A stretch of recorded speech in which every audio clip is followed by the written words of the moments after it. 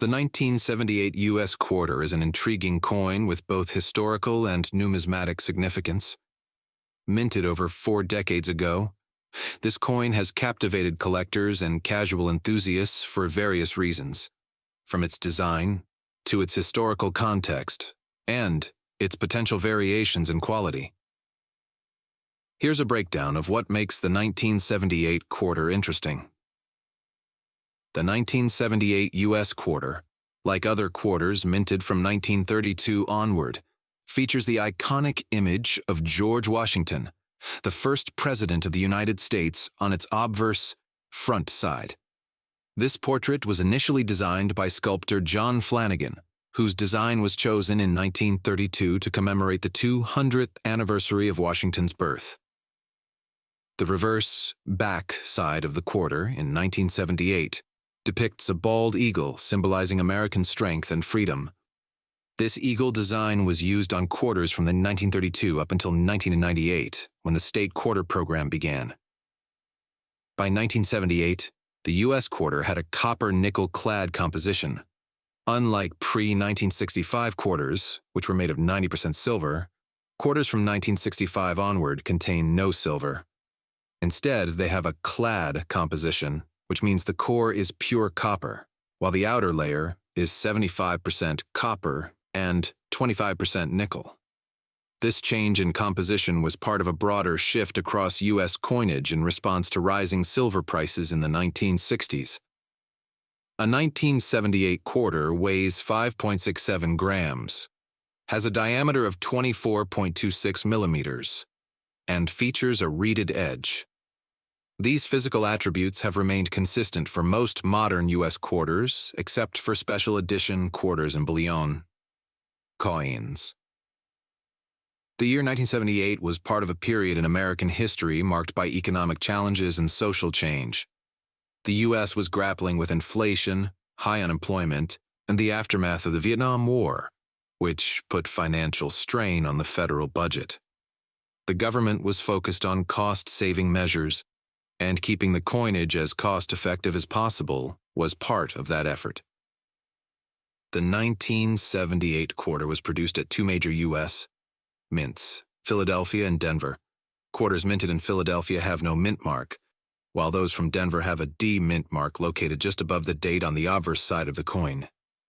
In 1978, Philadelphia minted over 521 million quarters, and Denver produced approximately 287 million quarters. This high mintage means that the coin is relatively common and can still be found in circulation today. One of the most exciting aspects of collecting U.S. coins is the possibility of finding mint errors or variations. While the 1978 quarter is generally a straightforward coin, a few error types may exist for this year, such as off-center strikes. These occur when the coin is struck incorrectly, leaving part of the design missing from the coin. Double dies. This error happens when the coin is struck twice, creating a doubling effect on parts of the design. This is especially valuable if visible on key areas like the date or the letters. Clipped planchets. Occasionally, a coin is struck on an improperly cut blank, leading to a coin with a clipped or missing portion. While finding one of these errors on a 1978 quarter can be rare, they are highly sought after by collectors and can increase the value of an otherwise common coin. The value of a 1978 quarter depends on its condition and any unique characteristics, such as errors. In circulated condition, most 1978 quarters are worth just face value, 25 cents, due to their high mintage and availability. However, uncirculated 1978 quarters, especially those with a high grade or unique errors, can fetch more among collectors. High-grade specimens with a perfect or near-perfect strike may be worth a few dollars, depending on their overall condition and the grading scale used.